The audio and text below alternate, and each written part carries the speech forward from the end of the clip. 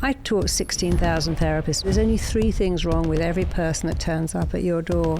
First of all, Marisa Peer, the worldwide renowned therapist. From royalty, international superstars, CEOs and Olympic athletes, this woman definitely knows a thing or 2,000 about how we take control of our thoughts. 80% of your success is down to your beliefs, but it also damages so many people because if you're thinking, I'm not good enough, smart enough, attractive enough, your mind's job is to make your thoughts real, even if it's not true. A classic example of sex. So many of my clients couldn't conceive because their husbands didn't have enough sperm. But when men have sex with a stranger, they triple their sperm count, and really damages so many people because it's an impossible expectation to live up to. So many people have affairs, not because they don't love their partner, but because they're missing out. But it's all about what you have chosen to believe. So you've got to reverse that language. And the other thing that people do a lot, it really messes up your sex life to call your partner mummy or daddy because... Marisa, how do I avoid sugar? It seems to grab me.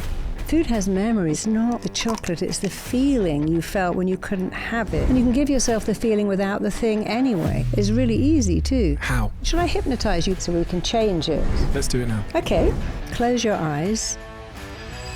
And here's the magic sentence that changes your life. I got hypnotized. In this episode, Marisa hypnotizes me to completely end my sugar cravings, and you're going to see it happen and you're going to find out if it works. So stick around.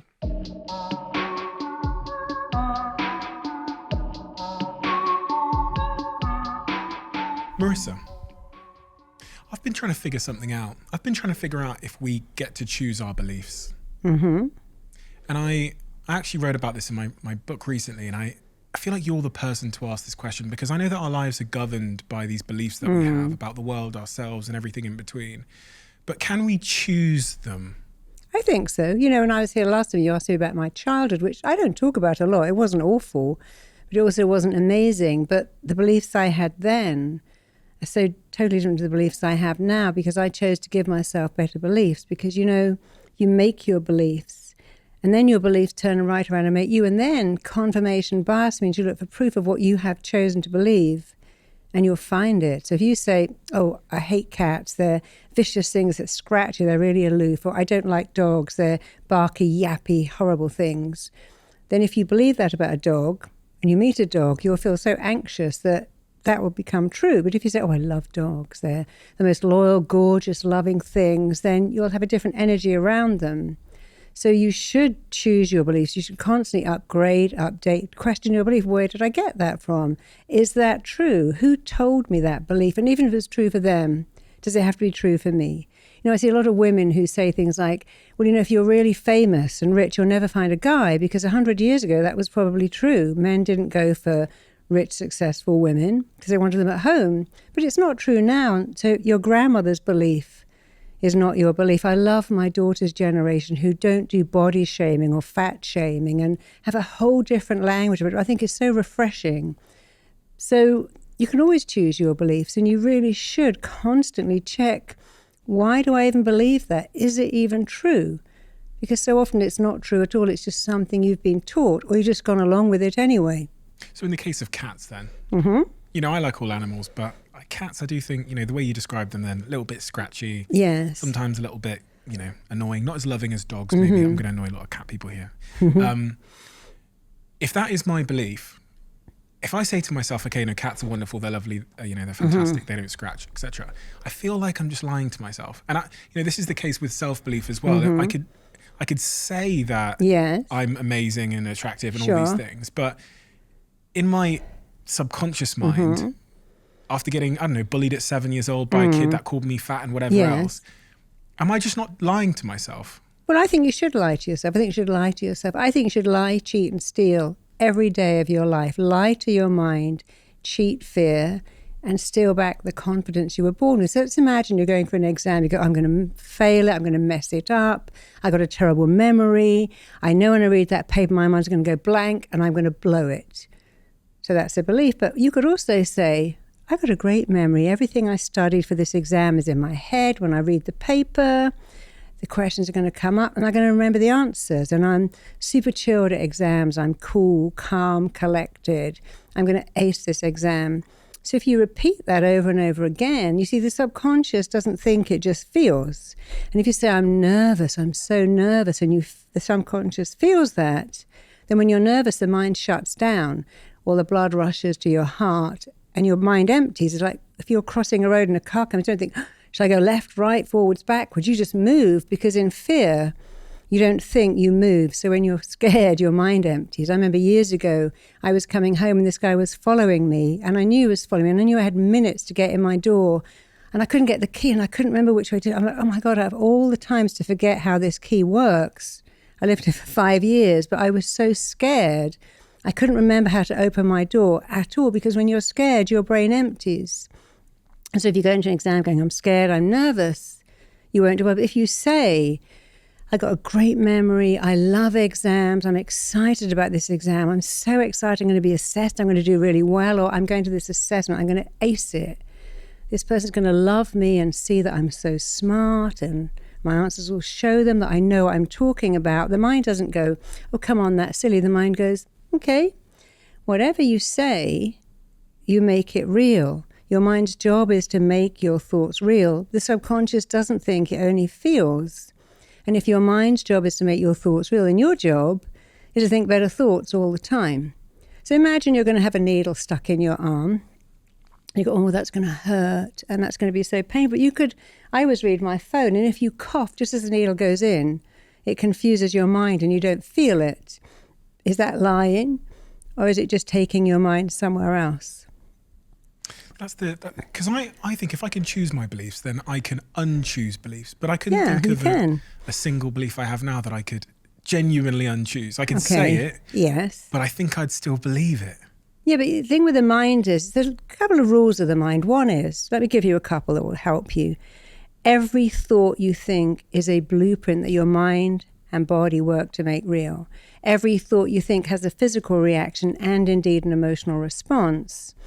And here's another one, the mind learns by repetition. So when you think a thought a lot over and over again, it becomes real even if it's not real. So if you think a thought, my neighbor's driving me crazy, they're so noisy, I can never sleep, I can hear their television, they're getting on my nerves, it'll become your reality. If you say, it's a little bit irritating, but I can put my headphones on, I can tune out, then you'll have a different reaction to the same event.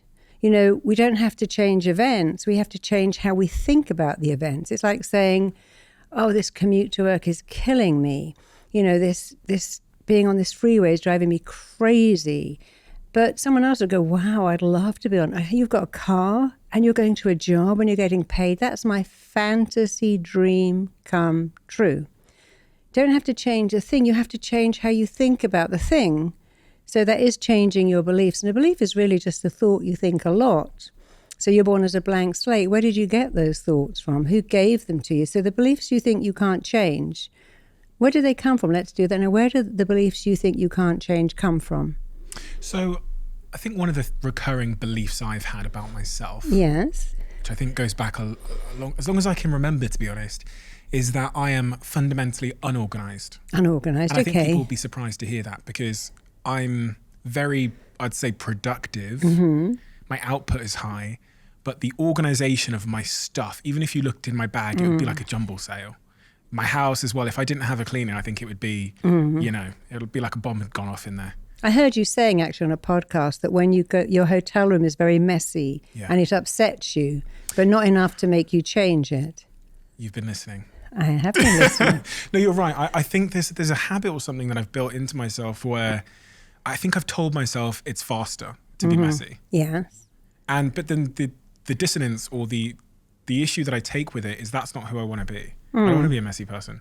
I want to be someone who comes into their hotel room, goes into their suitcase and hangs everything up so that tomorrow is easier. But what happens is I dive into the suitcase, pull my gym equipment out and run to the gym. And it's something I want to change, because it's almost like this concession in my life where I've gone, well, that's just who I am.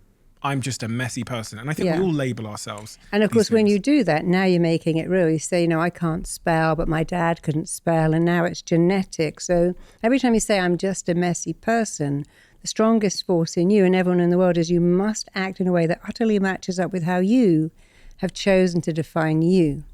So if you start by changing that and saying, I love being organized. It gives me such joy to be organized. I love putting, so when you say it, it will start to change. So for the last 3 weeks, I've been staying in a place with an amazing gym.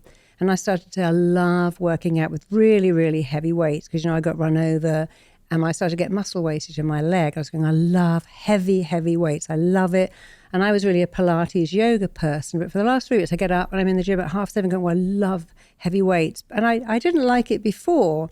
But I decided to say it over and over again, because when you say, state and affirm something, your mind must make it real. So all you have to do really is to start saying a lot, I love being organized. It gives me immense joy to put stuff away. I love it when everything's in its place and I'm in a hotel. And sure, I run to when I come back, I put my gym kit in a particular place. And I love that feeling of being super organized. And very quickly, it will start to change because you're thinking a thought that your mind has no choice but to make real. So interesting. But it's also true. You think a thought, and your mind can't help it. It has to make, we did that thing with a lemon, didn't we, when you think you're eating a lemon. Have we ever done that? What's that? Oh, let's do it now. Oh, so good. Put your hand in front of your mouth. Yeah. Imagine you're holding half of a great big fat juicy lemon. Close your eyes and just put that lemon right up to your nose and breathe in that amazing lemon smell, because nothing really smells quite like a lemon. Now squeeze that lemon so hard so that lemon drops pucker onto the surface. Stick out your tongue, lick off the lemon, open your mouth really wide and shove that entire lemon into your mouth. And I want you to start sucking and biting and chewing all the flesh, literally bite into that lemon until the lemon drops burst onto your tongue and your taste buds pucker and swell as you start to chew that lemon, suck that lemon, swirl that lemon all around your mouth. Keep eating the lemon, suck it, chew it, swirl it around. And then open your eyes. Did you start pumping out saliva? Yes, I did. And so here's a question. Was there a lemon? No, there was no lemon. That's true. There was no lemon. But you could also say yes, which is also true. They're both true. No, there wasn't, but yes, there actually was. Where was it? Where was the lemon that was making you make saliva? In my head. In your head, yeah. It wasn't anywhere else. It was in your head. Just do another one. Put your right arm out towards me and just swing your arm behind you as far as it will go and have a look at where it's gone. Just look behind you to notice where it is. Bring it back. I think you went up to like the third book on that bookshelf. I want you to imagine, close your eyes and tell your mind, my arm's going to go a third further. I'm now like a bendy Barbie and Ken doll. My arm is so flexible, it's going further. I want you to imagine all the muscles in your right arm becoming super flexible like cooked pasta. Open your eyes, put your arm out, and say to your arm, you're going a third further now. You're going a third You're like a pretzel. You're super flexible. Super flexible. Go a third further. Go a third further. Swing your arm back and just watch as it goes a third further. Now look at how far it's gone. You were only up to the third book before. So what happened then? I just believed my arm was going to go further. And it did. Yeah. And you see, and for men, I get men who say, I can't please my wife. I can't get an erection. I can't keep it going. And she's going to leave me. And if I tell them other things, you're a great lover. You can maintain an erection for 20 minutes or 10 minutes, or the average is about 4.5 minutes. That starts to happen. They don't do anything else except listen to a recording that says, you have longer erections, you can have a great sex life, you can wait until your partner orgasms. And it all becomes true because every time they say, but I can't do it. It's all over in a minute. I can't please her or him. They actually make that real. But when you just change a thought, there's a song called Love Changes Everything by Climby Fisher. But actually thoughts change everything. When you think a thought, it's such a game changer. Erections. Yes. It's so interesting because in my friendship group with my male friends, we've spoken about sex life, libido, erections a lot. Yeah. We've all struggled in different ways at different times with this. And it's one of the areas in life where it's so clear to me that thoughts are the problem and the solution. Yeah, because again, if a man thinks about sex, looks at pictures, looks at a movie and gets aroused, you get a very physical reaction straight away, even if there's no one in the room with you.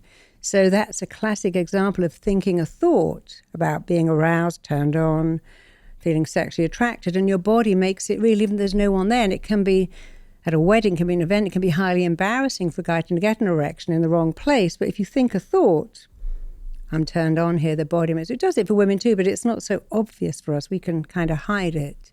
But yes, it's a thought. I can't do it, I can. I'm going to fail, I'm going to succeed. Do you work with people often that have sexual dysfunction? All the time. Is it becoming more popular or more prevalent in your view? I think people are more able to talk about it. A lot of women kind of say, I can't orgasm. I can't orgasm at all. I don't know what to do. All my friends are having massive orgasms, but me, the more I try, the harder it is. I don't think that's true. Apparently our grandmothers had more sex than us. But I think now we have all this pressure. We watch porn, we watch other people talking about their amazing sex. We think, oh, I'm not like that. But it's very easy to make your body super orgasmic. But I think before we didn't talk about that. My grandmother would have never talked about orgasms or having a designer vagina, or a Brazilian didn't even know what that was. So we're in a different generation now where, you know, every year there's another way to hate your body. Even your genitals have got to be perfect now. And I think it's so much pressure for people. I've got to look like a porn star, have sex like a porn star. And porn really damages so many people because it's such an impossible expectation to live up to. It seems that pressure as it relates to sex is like the antithesis. It's the enemy of course. Especially I can only speak from a guy's perspective because that's what I've ever been. But if there's ever pressure in the bedroom, there is zero chance I'm getting an erection. Of course, because comparison is the thief of joy. And we're so busy comparing ourselves to porn stars and someone who looks like the Kardashians, who has a perfect body and everything's perfect. It's not really like that. Have you ever worked with men that have sexual dysfunction issues? Yeah, a lot of men with premature ejaculation, erectile dysfunction, all of it. I've got a friend who I would say if it was me, okay, because I feel like I like to be honest. Everyone's got a friend. It's always about a friend. It sounds like I'm talking about someone talking about myself, but there's a couple of things I'll talk about from my own perspective in the sexual department. But my friend was in a relationship. He was in the relationship for a couple of years, and then halfway through the relationship, he could no longer keep an erection, and he was talking to me a lot about it. And then he ended up ending the relationship because he had convinced himself it was impossible to change that. And in fact, I know a lot of guys that struggle with this. And there was a point where I was one of them, where I just seemed to get this thought in my head about sex, and I struggled to keep an erection, but also just to keep myself to want sex. Yeah. There's going to be people listening to this right now that are in that situation where something is just changed. Every time they go to bed, it's just this high pressure situation. Yeah. They can't get an erection, therefore they're avoidant of having sex. What do you say to those people? You know, it's really interesting because we want intimacy. We think, oh, I want to fall in love with someone that finishes my sentences, that knows when I'm hungry, that knows when I'm having a bad day, that just knows me inside out and loves my very soul. Which is wonderful, but what great sex requires is mystery. What eroticism requires is not intimacy at all. So in the beginning, even for the first, it's all new. You don't know what they're going to do, how they're going to do it. It's all very exciting. It's all new. And so for men especially, you know, it's great maybe for the first 2 years. And then it's like, oh, like one of my clients said, every time my husband comes to bed with just his pajama top on, I know he wants sex, but it's so unromantic. I mean, he just doesn't bother to put the pajama bottoms on. It's like, oh, God, is that his idea of foreplay? I mean, and obviously, you know, it's always every Saturday morning before we go and do the food shop, and it's so predictable. Many people have affairs, not because they don't love their partner, but because they're missing out. So you have intimacy. Which is like the love. Being in love and knowing each other and loving each other and, you know, not caring if your wife got her period or your husband's got a bit of bad breath or they're tired or they've got a cold. You just love them anyway. But then you have eroticism, which is amazing sex, great sex. And eroticism really likes mystery, suspense, a bit of edginess, a bit of naughtiness, a bit of the unknown. And they don't go together. They really don't go together at all. But there is one thing that makes them go together, and that's called fantasy. There's a bridge that links eroticism to intimacy, to eroticism, and it's called fantasy. Well, I think, oh, isn't that being unfaithful to my partner? Surely I shouldn't fantasize. But actually, 50 Shades of Grey, which was not a great book at all, but it taught people a lot about, oh, I can fantasize, I can read this book, and I can pretend I'm Anastasia with Mr. Grey. And that book did so well because it allowed people to fantasize. And so if you have a relationship of 30 years, I mean, I'm great friends with John and Missy Butcher, been married for 35 years. Who are they? They're a couple that created Lifebook. They live in Hawaii, but they talk a lot about how they have a very erotic sex life. After 35 years, it's like red hot, but they understand it's all about a bit of mystery, a bit of drama, a bit of suspense. I'm very lucky that my husband and I travel all over the world, so we never have, Saturday morning, let's have sex, then go to Sainsbury's. That's just not in our agenda. So we always have a bit of newness going on. But for men, even if you love your partner so much, when it becomes predictable, it's like the thrill goes. You know that song about where's the thrill gone? I've lost the thrill. The thrill isn't there. So you have to put a bit of work back into making your sex life thrilling and moving it away. And so it's hard when you love someone, but you know everything about them and they about you. And it's like, well, there's no newness here. Obviously, no, I go on holiday, we have great sex. Why is that? Well, you're not thinking about the laundry or anything else. You can just really let go and you're in a different place and you can be someone else. Like you often hear about people going on holiday, like girls to Ibiza and going wild, and then they would never be like that at home because it gives you a chance to be someone else. So sometimes in your sex life, you have to take that chance and use drama, mystery, suspense, edginess. Just like I was telling one of my clients, I went home and said to my husband, dominate me. He said, what shall I do? She went, well, dominate me. He said, yeah, but what? She said, well, that's the point. Don't ask me how can you dominate me if I have to tell you what to do? I want to feel overpowered by your maleness. When you say, well, what shall I do? You're more like a girl than a boy. And I don't like that because, of course, opposites attract, especially in sex. Even if we're in same-sex relationships, opposites attract. And that's very exciting. When people are together a long time, they try to make their partner like them.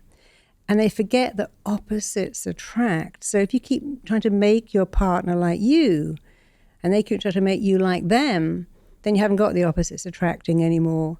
And then it kind of disappears. And the other thing that people do a lot, I mean, my grandmother used to call her husband Dad or Daddy. And that was a bit weird, but that was maybe her. It wasn't a sexual thing. She'd say, come on, Dad, get out of the way. And what do you want for tea, Dad? And they had no sex at all. She thought it was the most disgusting thing in the world. But the minute your partner becomes mummy or daddy, and many women, in the best of intention, say things like, have you taken your vitamins today? You know, wear a coat, it's going to get cold. Did you pay the bill? I knew you wouldn't do that. You're becoming either critical mummy or loving mummy. And then we have the opposite. Some men who are very controlling and say, you can't have that, you're not going to have that. They become controlling daddy. And the minute your partner is in any way mummy or daddy, you can't have sex with them because who wants to have sex with their parents? That's really weird. And many people don't realize how, as they say, in a long relationship, they take on the role of critical parent, blaming parent, judging parent. And then you have no desire left. So you've got to be very careful not to let that happen. And especially when you have children and then you say, Mummy, can you get Andy a tissue? Daddy, can you get Susie her gym bag? And even though you don't mean it, you're now saying Mummy, Daddy. People do that with their pets even. Daddy, take Toby for a walk, or Mummy, and it's like, it really messes up your sex life to call your partner Mummy or Daddy. So interesting. It is, isn't it? Even when you were saying then about the lady that came home and said to her partner, dominate me, and he went, how? No, he said, what shall I do? Yeah, which is like, it's the antithesis of domination, but it kind of speaks to 10 years of him just trying to please her in any way he can. Yeah, but also that it's bad communication. She should have said, hey, you know, what you do the sandwich, you go, hey, you know, we've been together for 7 or 8 years and we're great, but you know, I've got this thing, I would love you to dominate me like this. I'd love you to pretend to be the postman or the gardener, or I'd love you to pretend to be someone. It would really excite me if you could do that, because then it would just be exciting. And then they go, oh, okay, I get it. I've got to pretend to be the postman or the gardener, or... You know, I watched a lot of women who couldn't conceive, and this is where I learned this from. So many of my clients couldn't conceive because their husbands didn't have enough sperm. But when men have sex with a stranger, they triple their sperm outtake. And when women have sex with a stranger, their cervix tilts to suck up the sperm. So when I realized, there's a great book called Sperm Wars that tells you all about it, I thought, okay. So I wrote my client and said, okay, this is what you got to do. You got to go home and pretend you're, I don't know, an air stewardess and your husband, but you mustn't speak because that's going to ruin it. And then have sex, but have some kind of fun. Go to a hotel. Of course, the men love it. I don't have to talk. No talking. Just act out this fantasy because he will triple his sperm outtake. Your cervix will tilt.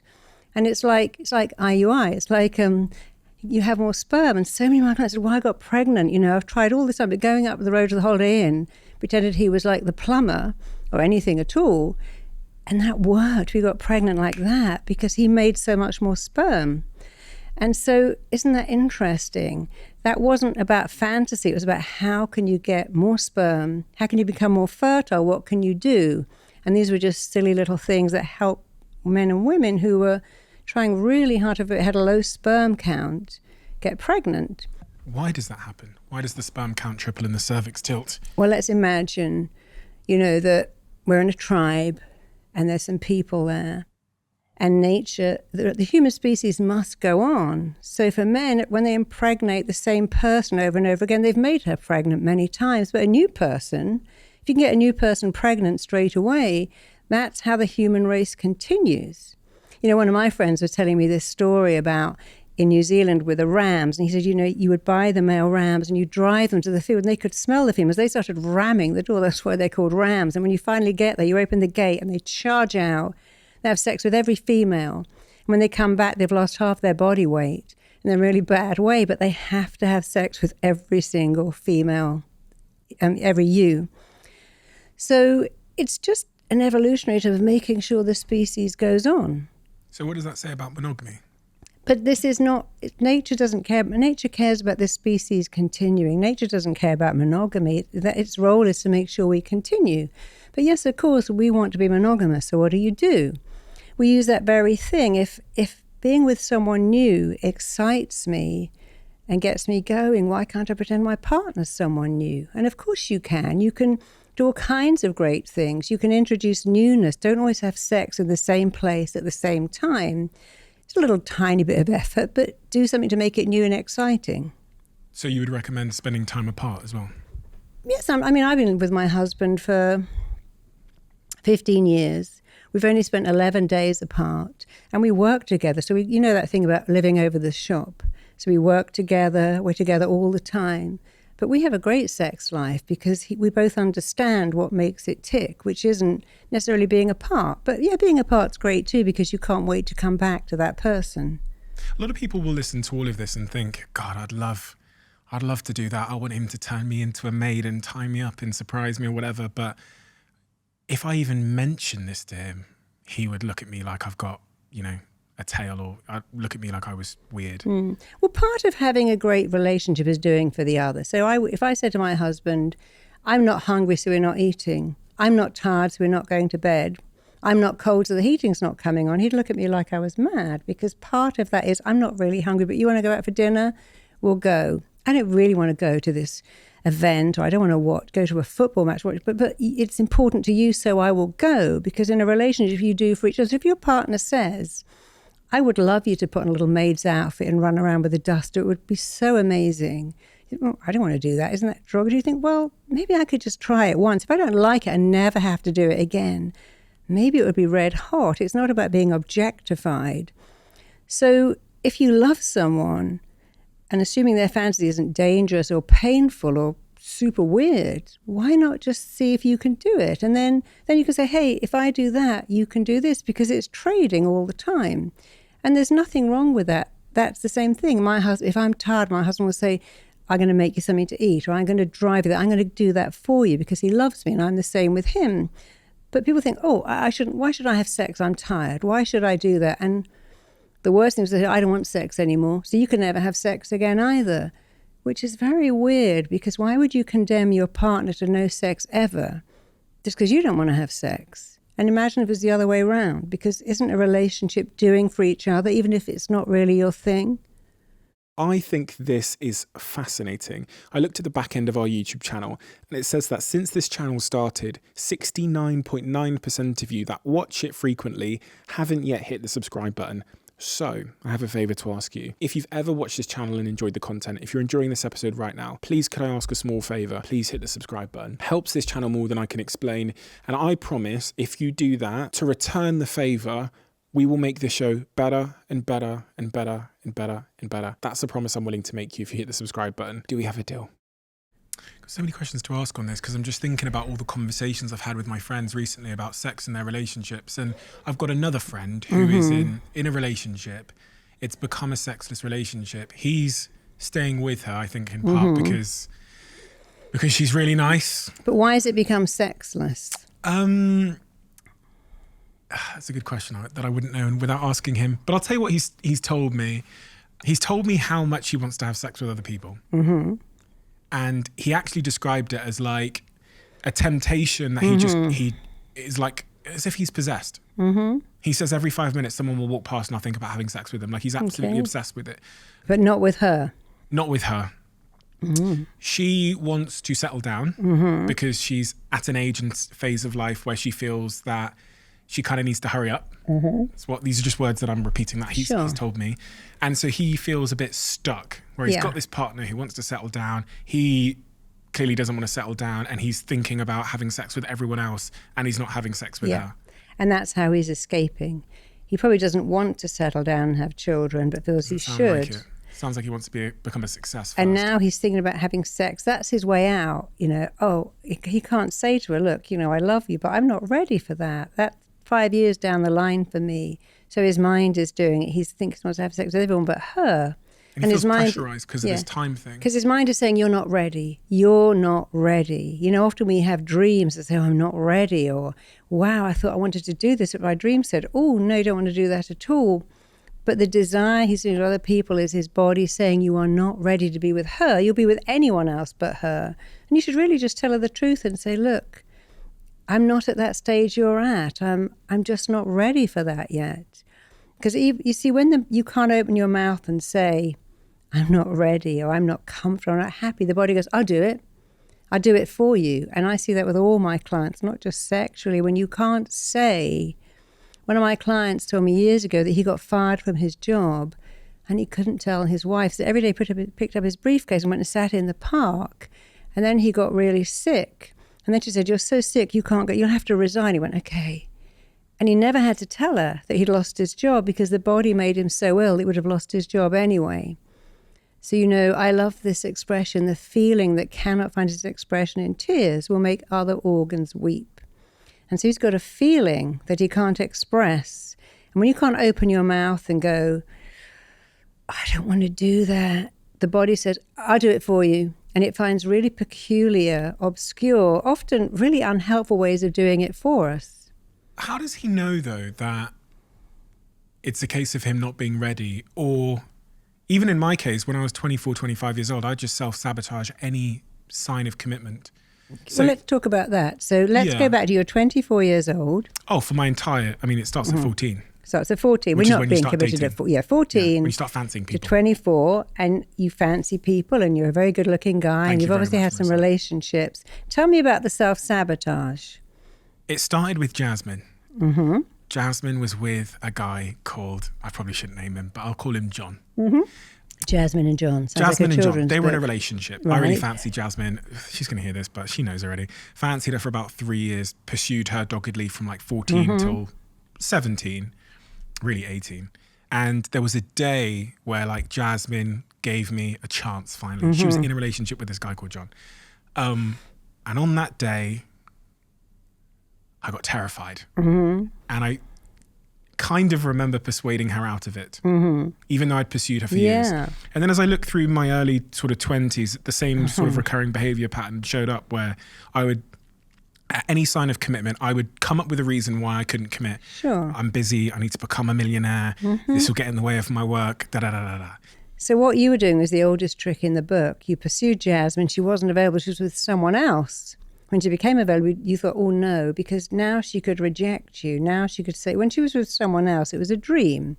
I'd love to get that girl. When you had the chance, it's like, oh, she could find out I'm not worthy. She could find out I'm not Let's good give you some enough. context. Sorry? I can give you context as to how it felt. The idea Yes. of commitment felt like prison. Of course. Yeah, you've said that before. Yeah. And so, of course, if your end goal is commitment is prison, being stuck with one person is prison, your mind says, I've got to get you out of this. So it's all fine to have flings, but the minute commitment comes up, you back out because that's going to jail. You don't want to do that. So that's really normal when you say things like, oh, I'm going to be tied down.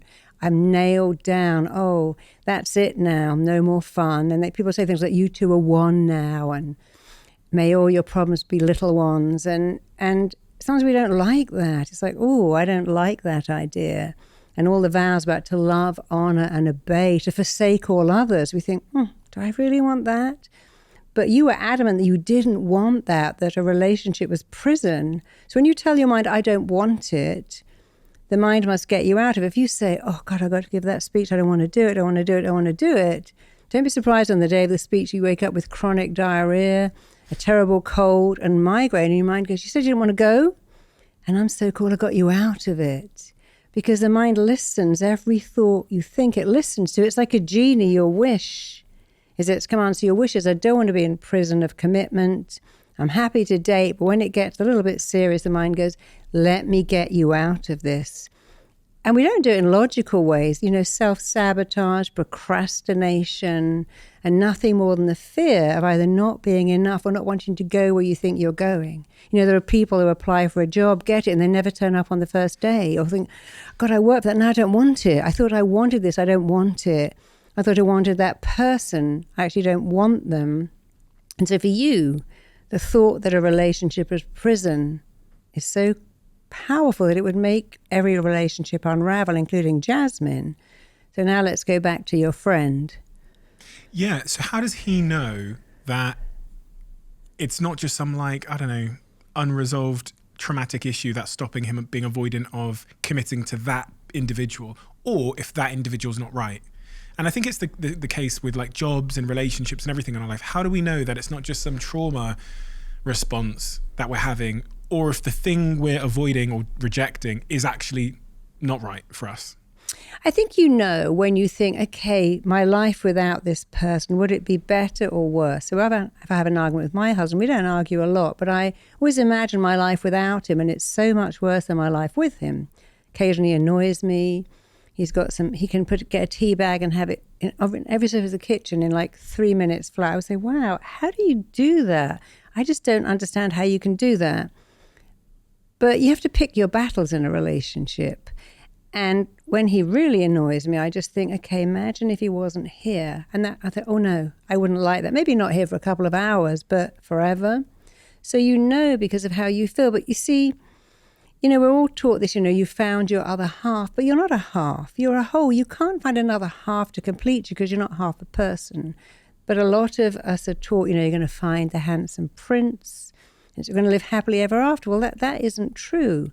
There's never one person ever that could complete you or meet all your needs. And so you have to be realistic. In a relationship, you have to put your needs into 3 parts. Okay, I've got a need. My husband must always tell me where he is. He must call me. He must tell me when he's... If it's 2 a.m, I don't know where he is. I don't like that. He must be honest. Honesty is a non-negotiable need for me. So that's a need that has to be met. Need for tidiness. Is that really important? I can do it myself. By the time I have an argument with him about the tea bag, I've already put it in the bin and put a bit of bleach on the kitchen counter, and it's all done. So the second lot of needs, you might have to meet those needs. The need to have a tidy kitchen, the need to have, organic groceries delivered. Maybe you can do it. It's sometimes you've got to pick your battles. And the third set of needs, you just got to give those up. Some needs are just not important enough to fight about. My daughter is an artist, and artists are very messy. And if you go look at the mess, you go, what mess? I can't even see it. So with my daughter, the need to her to have a tidy bedroom, I learned to shut the door. Don't even go in there. If I go in, they go, well, she's happy. Do I need to have a happy daughter or a tidy daughter's bedroom? A happy daughter was actually more important. So some needs you must have your partner meet, some you've got to meet, and some just give them away. It's really not worth arguing about. You reminded me when you talked there about thinking about meeting Prince Charming in perfection. Yeah. I went into a bookshop the other day. as I sometimes do, just for inspiration, you know. And I bumped into a lady who recognized me. I actually took a photo of her because the conversation really stayed with me. It's not often that I take a photo with someone else. I say, please, can I have a photo with you just so I remember this conversation? And what she said to me in that conversation was reminiscent of many other conversations I've had. She was a woman, she's just over the age of 30. I think she was 32, 31. And she was actually in that bookshop looking for a book that would help her solve her romantic and relationship issues. She said to me, which is a message I've heard before from close friends of mine, I'm over 30 now. I'm looking for a guy. I've never been in a relationship. I've been working very, very, very hard. She says she's excelling in her career. People have told me that I just need to go to the gym and work out, and I've tried that. And I still can't find this person. And the other sentence I remember, she said, I don't want to settle. And I've got people close to me in my life, many people that are in almost an identical situation, so much so that I sent that photo with her to those people and said, I've just met you in a bookshop. And, it helped me to actually understand them better, because to know that there's many, many people that are in that situation, then they've got this kind of societal clock ticking that's saying, you better do it quickly. Yeah.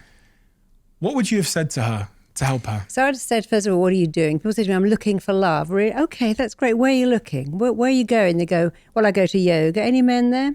Not really. Oh, you reminded me of something she said.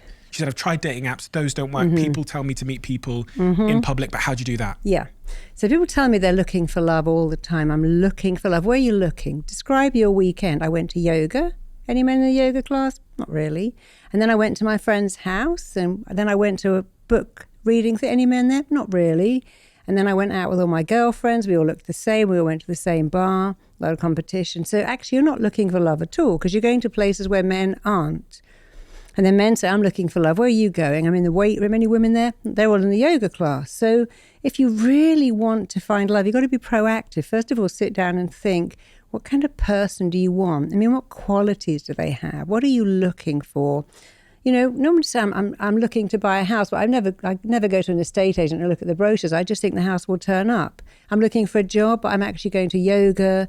I'm not going for any interviews. We'd say, well, you're not really looking for a job, are you? When I look for a house, I've got brochures coming in. I'm going to look at houses till I find the right one.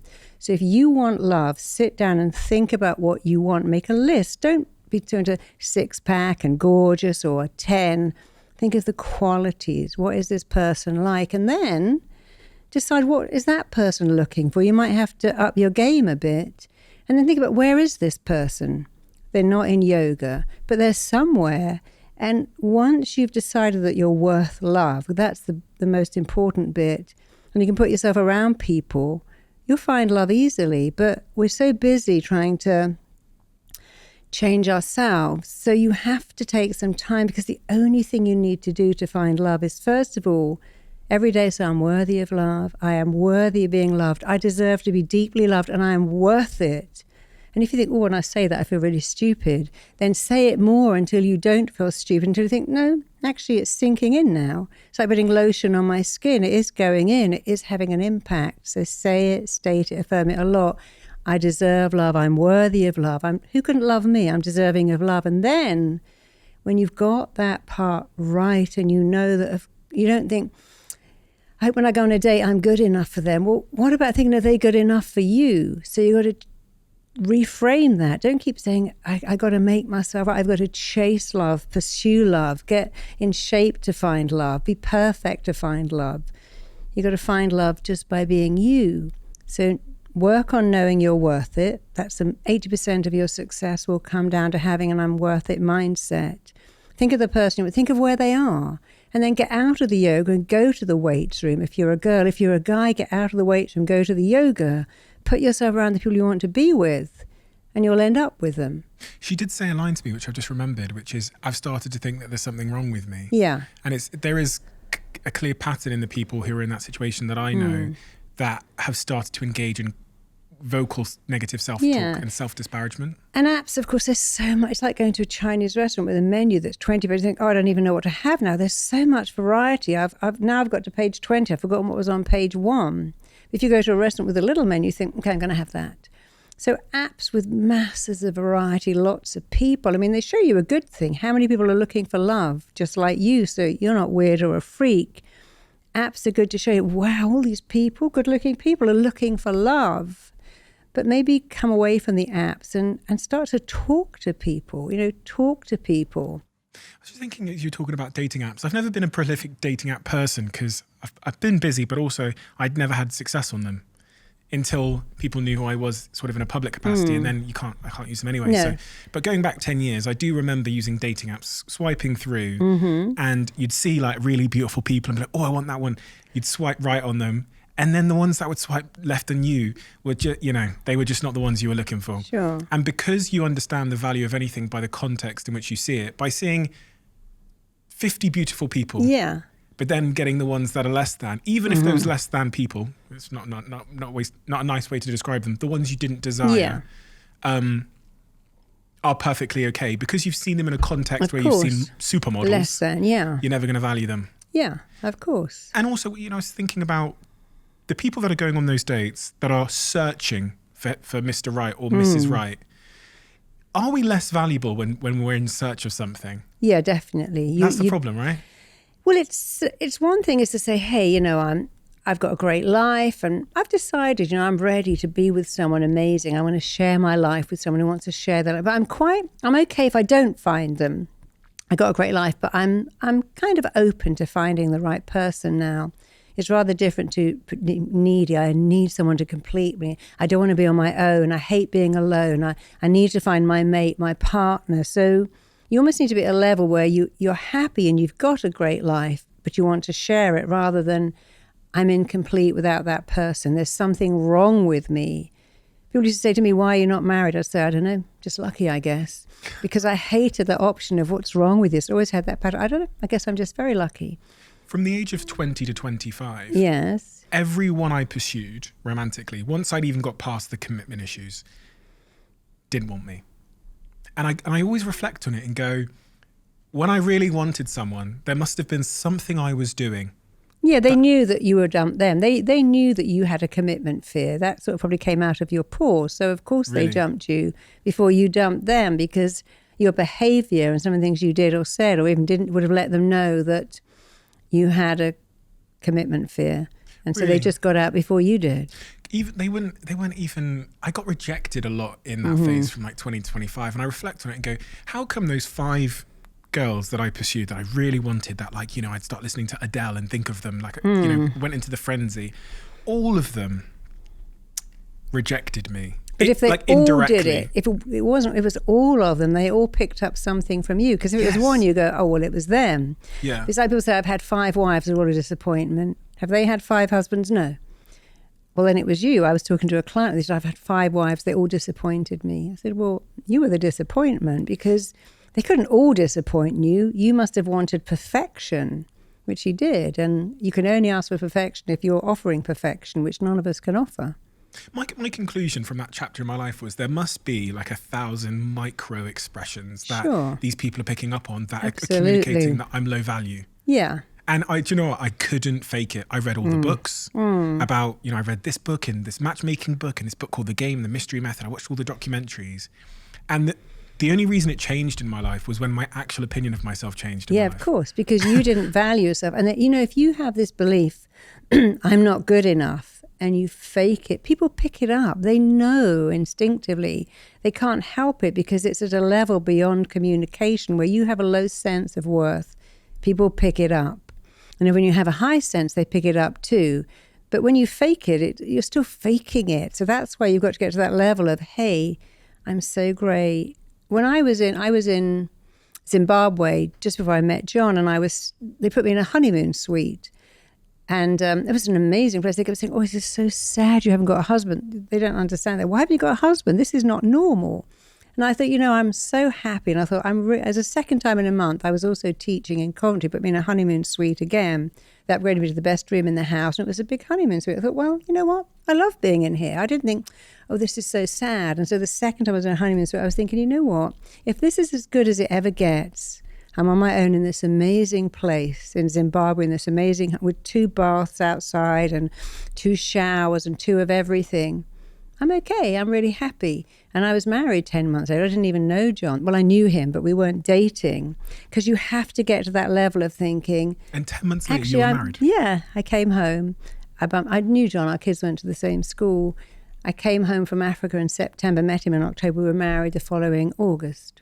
But I got to that level where I was so happy being by myself that I didn't chase him or think, oh my God, I need this. It was just like, oh, here you are, and I already know you, and you're a great guy.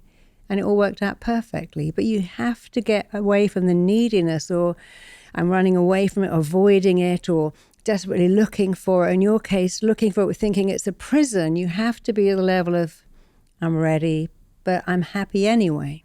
And then from 25 to 30, the next 5 years, the thing that changed in my life was I became what other people would call successful. Sure. So I had business success.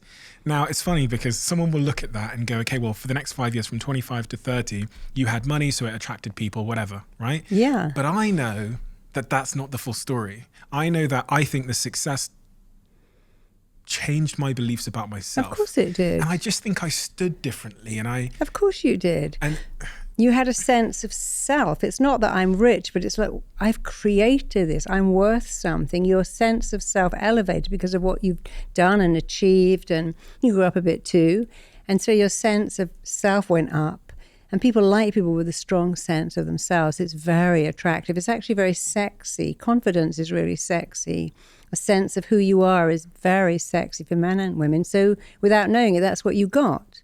And from 25 to 30, in that period, I no longer had that issue. Of course not. I felt that I could attract someone that I wanted. If I pursued someone I thought, I went into it thinking, the choice is going to be mine. Yeah. To say that in a the least humble way I possibly can. And I fell in love with someone, and I've been with them ever since. I was actually working with someone who won the lottery.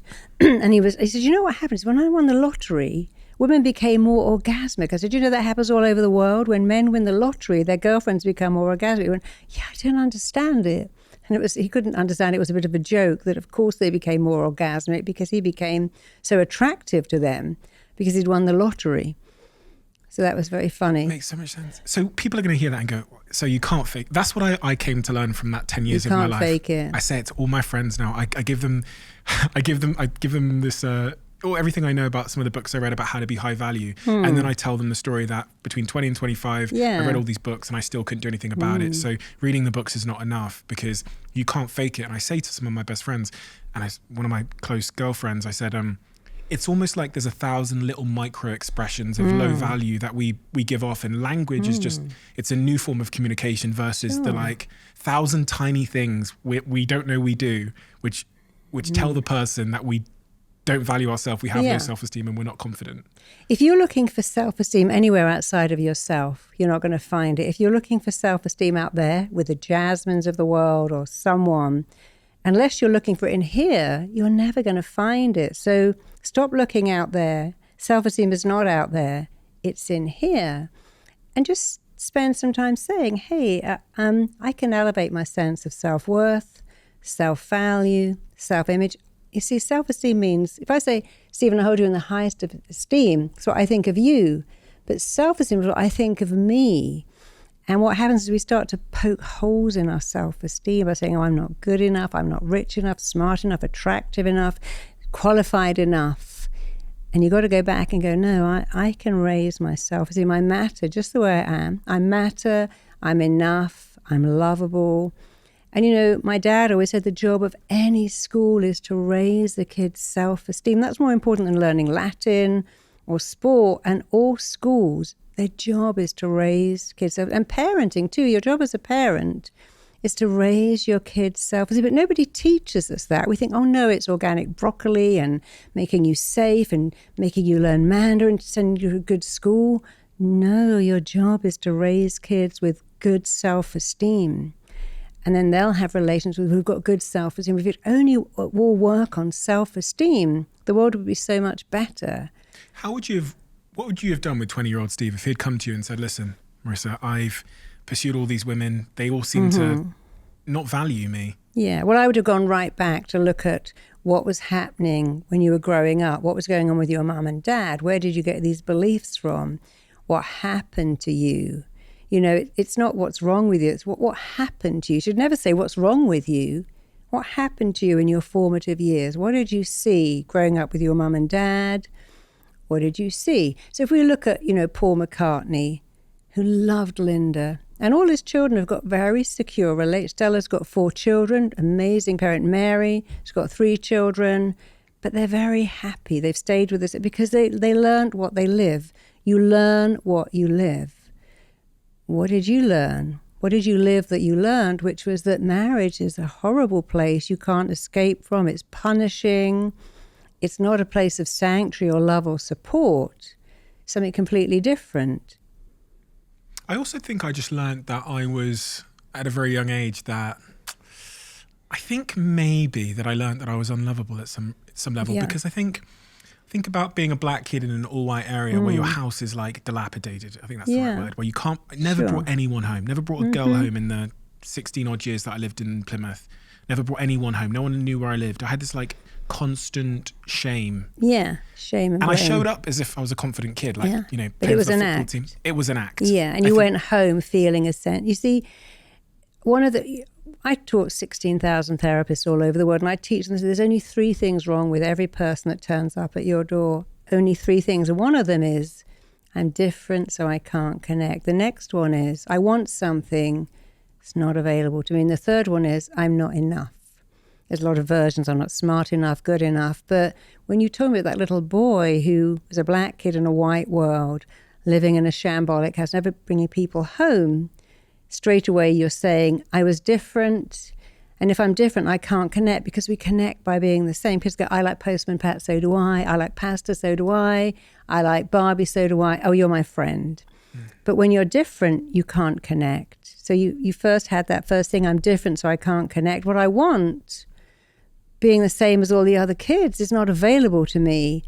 And if you think you're unlovable, then you have to think you're not enough. But of course, that's what you felt. The truth is, you're deeply lovable just the way you are.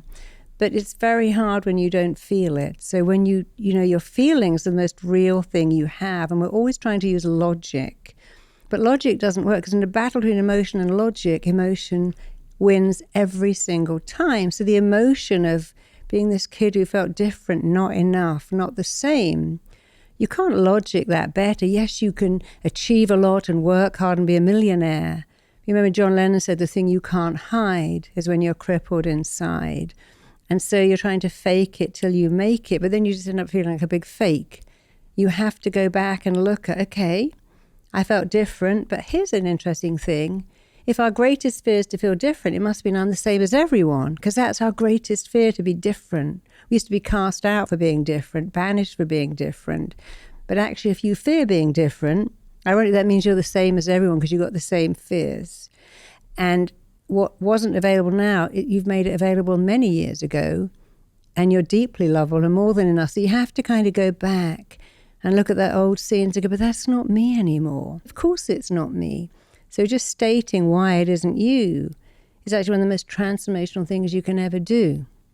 As we're so busy looking for how it is us, here's a rule of the mind. Whatever you look for, you will find. Whatever you focus on, you get more of. So when you look at how it's still you, or still there, or still bothering you, then you'll find it. And interesting, I think when you look at the mess in your room, you remember the shambolic house, and that's why it bothers you. Not because it's messy, because you were brought up in a shambolic house. Now you come out and think, oh, look at this room, I've recreated the same. Instead of saying, actually, I'm in a 5-star hotel, there's a maid next door, it's a little bit messy, it's not shambolic, but you see what your brain is looking for is what's the same. And it will always find it, but if you look for what's different, you'll find that too. So when you have a brilliant brain, which we all have, and you definitely have, instead you've got to talk yourself out of it, not into it. You're talking yourself into how the messy room is the same as a messy home, and it bothers you greatly because it feels out of your control, which it was when you were a kid living in that house. Don't talk yourself in, talk yourself out of it. Oh yeah, I have created a mess, but hey, I'm a super successful guy, I'm busy, someone's going to come in and clean all of this up, and it's not the same. It's vastly different. But our mind is always looking for what's the same because it loves what is familiar. After all, if you were a 2-year-old kid living in the prairie and you wandered out on the prairie, you'd only eat the berries you already knew. You wouldn't eat anything unfamiliar because it would have killed you. So our primitive brain wants to go back to what is familiar, back to what is known, back to what is comfortable. I Well, want to let's talk about the sugar, because I've Yeah. heard you say a Yeah. lot. Let's talk I about saw that. this. I saw on your web. One of the things I saw was the dietless Dietless life. life coaching and the dietless life website. I was on there just before I actually came in the door earlier, and it said that the dietless life resolves the underlying cause of overeating. Let me confess, I am someone that works out pretty much every day. I work out today, although I'm going to that Fred Again concert, so that might be difficult. That's a workout. I work out pretty much every day of the week. The thing that's holding me back is once in a while I'll get into a little bit of like a sugar spiral. What I mean by that is I'll eat some sugar and then the next day I'll eat some more sugar and then the next day I might have some more It's sugar. very addictive. Yeah. I've actually given up alcohol. I've not told anybody that, but I've given up alcohol completely. But this sugar thing seems to be something that I'm like battling with. It will happen, once a month, and then it could last for like a couple of weeks where I just start eating things that I'm like, why am I eating that? And then I'll get control again of the ship. How do I avoid sugar? I don't like it. I don't want it. I actually, when someone hands me something, the first thing I check is the sugar contents. Don't want it in my life anymore. I've made that decision. Like alcohol, goodbye. But it seems to grab me. So your mind always goes back to what something means. So let's talk about little Stephen. What did sugar and all the sugary treats mean to you when you were a kid? Well, what did they mean? Well, in our house, we weren't allowed them and we didn't have them. We Yeah. were probably the only family, again, because of money issues, that we didn't have any nice things in the fridge. Yeah. So I would go to the corner shop after school and I would steal as much of the Sure. sweets as I possibly could. And then how did you feel? So let's close your eyes a minute. Okay. Just remember, be that little boy. You've just stolen them. You've just got them. It's okay that you took them. Most kids do that. What do you feel like when you've suddenly got them in your pockets or you're eating them? What's the feeling? I feel in control. I feel like my friends, I guess. Yeah. So keep your eyes closed and imagine you're grown up, Stephen, and suddenly it's one evening and you want this sugary stuff and you want it the next day and the next day. I want you to say this. I want you to say, when I can't have sugar, when I don't have sugar, say it, repeat it. When I don't have sugar, When I don't have sugar, I feel like that little kid who was deprived of sugar. I feel like that little kid that was deprived And of that sugar. makes me feel, Out of control. because, just add the word because, it makes me feel out of control because I lived in a house where I didn't have the Yeah. ability to get the things I wanted. Sure. So you can open your eyes now. So the adult you see, it's not the chocolate, it's the feeling you felt when you couldn't have it. So when people go on a diet, this is what happens. I can't have any of that stuff. I can only have lettuce, and they have this traffic like red, everything's banned. Amber, okay, and green is like lettuce, salad, carrots, grilled fish. And you think, yeah, but I want all the red stuff. It's the mind says, if I can't have it, I want it. I want it so much. So again, you've got to talk yourself. You're saying, hey, I can have chocolate every day for the rest of my life. It's always, I can have it, and I can have it in abundance. I can have it breakfast, lunch, and dinner. And here's the magic sentence that changes your life. I'm choosing to say no, and I'm choosing to love it. I mean, my parents are a bit like that. No Can you say that sugar. again? Sorry? Say that sentence again. I'm choosing to say no to chocolate, and I'm choosing to love it. I'm choosing to say no to kids' treats, and I'm choosing to love it. I was working with one of my clients who's a billionaire who goes on his boat, on his yacht, and takes all these things like refreshers and sherbet stuff because he wasn't allowed them as a child. And even though he's got his own chef, that makes him happy because it's something that was forbidden. And so when he gets it, he thinks, oh, I feel so thrilled. Because it did that when you were a kid, it made you happy. So you're looking for the feeling, not the thing. And you can give yourself the feeling without the thing anyway. So that's what you got to remember. I feel the same when I want it, and I feel the same when I get it. But could I get the feeling without having it? Of course you could. It's really easy too. Should I hypnotize you back to that little boy that wanted the sugar so badly so we can change it? Yes. Would you like that? Yes. Should we do it now? Let's do it now. Okay. Being hypnotized is really easy. I'll show you what you do. Okay. It's about the eyes. So if you look at me, you're going to look up like that. Breathe in, breathe out. Take another deep breath, keeping your eyeballs up. Every time you blink, deep, powerful hypnosis is coming upon you. Breathe out. And just one more time, keep your eyeballs up. And this time, the more you blink, the deeper you're going to hypnosis. As you exhale, keep your eyeballs up, close your eyelids down. And I'm going to tell you, Stephen, that your eyelids are locked shut, glued shut, sealed together. Your eyelids are glued tight. Try to open your eyes, find they're locked shut. Go deeper. Try to open your eyes, find they are glued tight. Go deeper. And one more time, try to open your eyes, find they are fused together. Go deeper, deeper, deeper. Your mind, Stephen, knows exactly what chocolate and children's sweets represent to you. I'm going to count backwards from 5 to 1. Your brilliant mind is going to take you right back easily, powerfully to a scene that is all to do with why, as an adult, you keep going back to sugar. The minute you get that information, it's going to be such a game changer. And of course, you can't relive anything. It's not possible. You can only review. You can't relive being that little boy, but you can review it.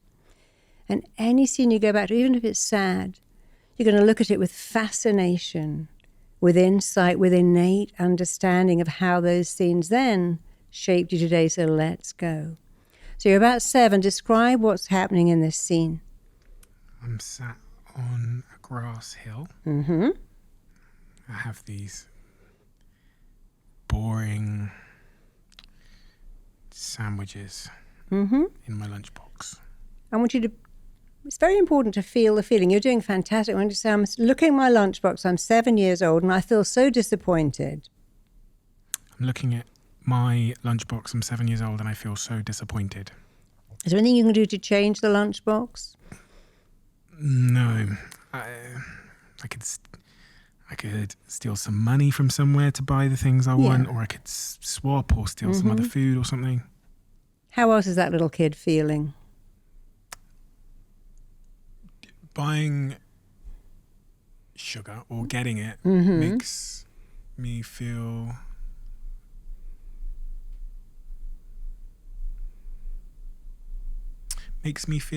powerful. Sure. You know, there's always been that kind of underlying thing because I could never have it. Yeah.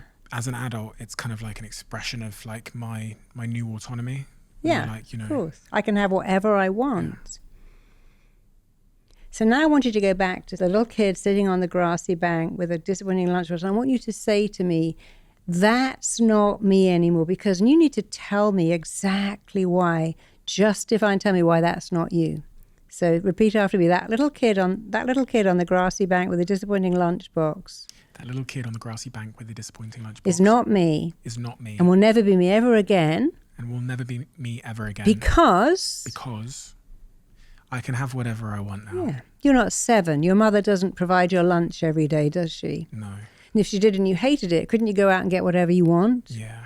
I want you to say, that's not me. That's not me. I'll never be 7. I'll never be 7. With a disappointing lunch ever again. With a disappointing lunch ever again. I'll never be 7 having less than other people ever again. I'll never be 7 having less than other people ever again. That can't be me. That can't be me. I can have whatever I want now. I can have whatever I want now. And what I really want. And what I really want. Is to be indifferent to sugar.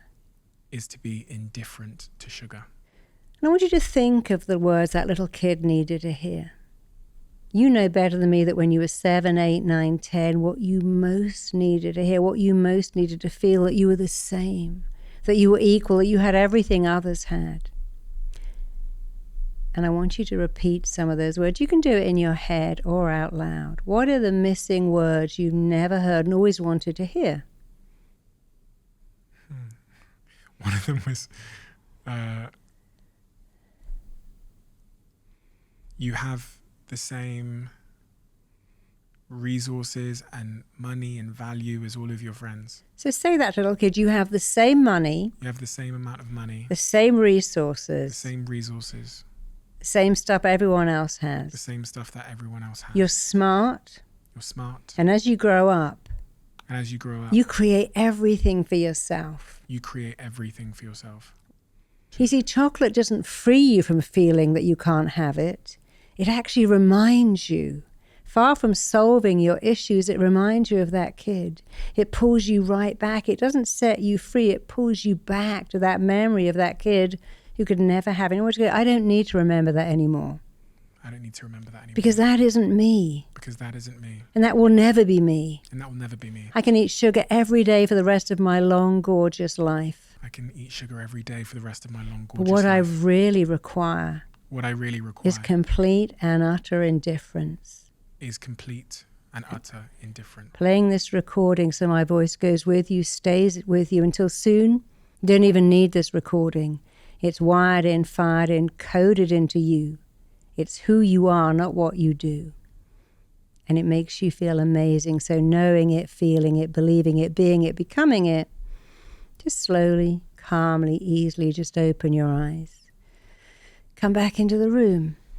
How do you feel? Wow, I forgot where I was. At least I thought I was somewhere else. That's a great thing about hypnosis. You know, you forget where you are. The critical factor shuts down.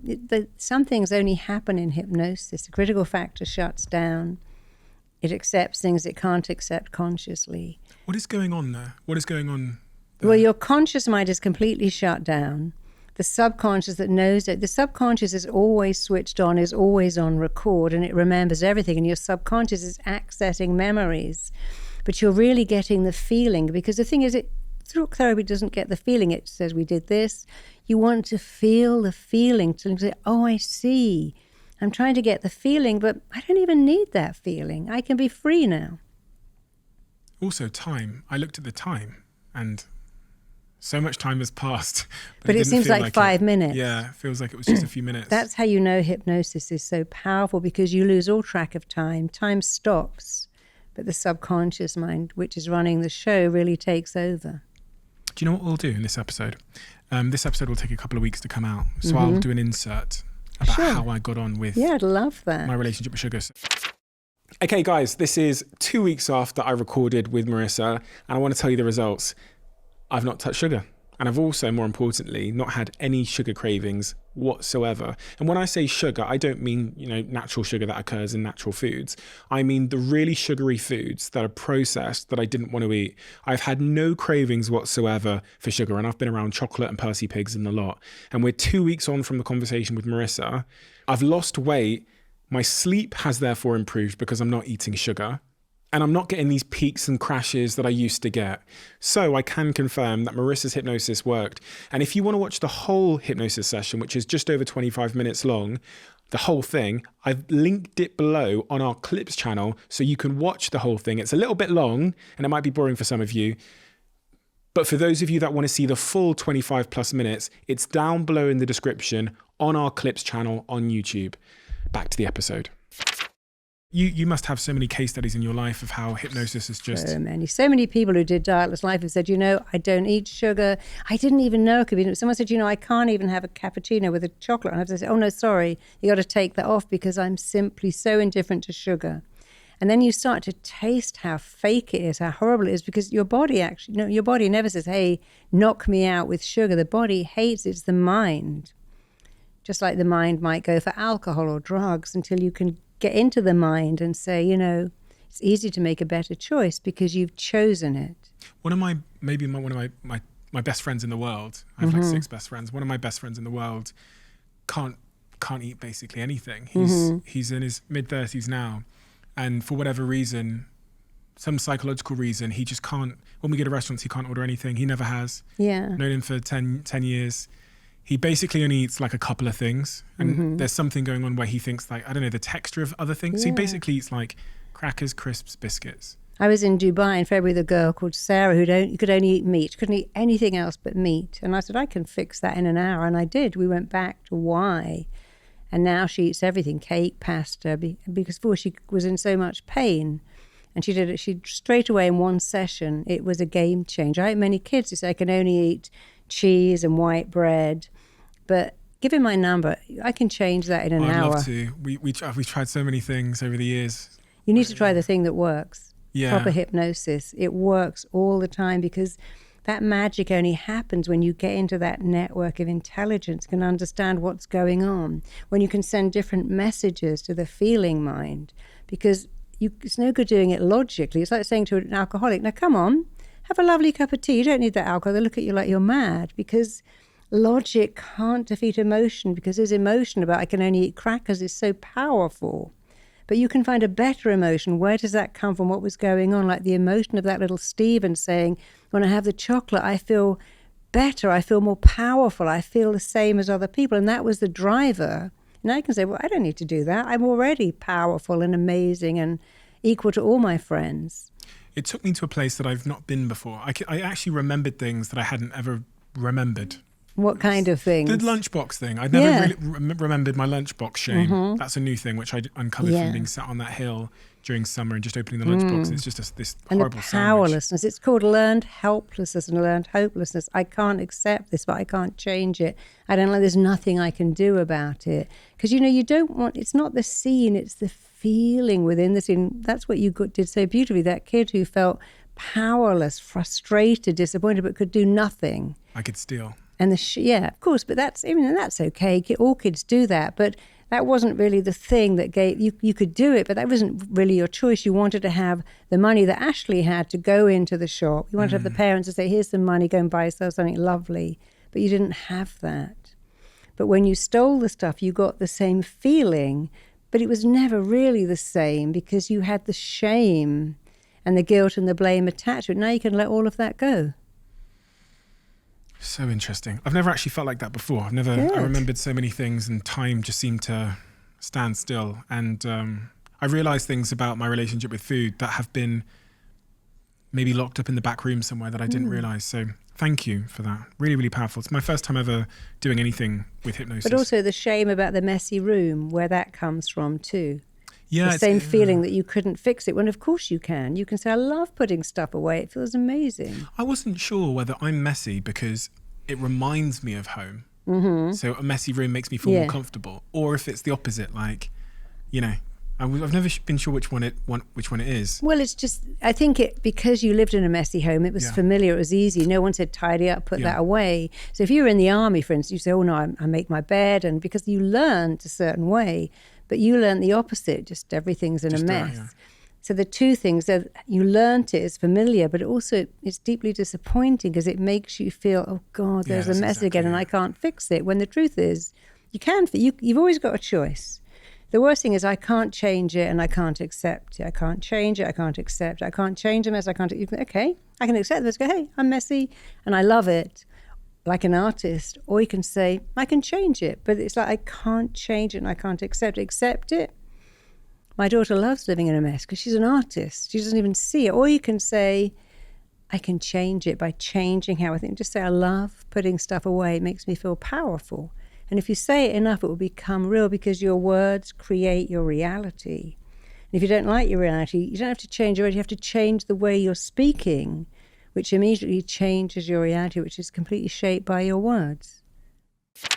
Quick one, I discovered a product which has changed my life called 8 Sleep. And I'm so proud to say today that I had a chat with the founder of the brand and they are now a podcast sponsor. And one of the things I've come to learn on this podcast from speaking with sleep experts like Matthew Walker is how important temperature is when it comes to sleep. The temperature of your room, the temperature of your bed. And also one of the big insights I had from speaking to some experts was that the temperature of the room should fluctuate throughout the night as you move through different stages of sleep. So when you first get into bed, it should be quite cool in bed.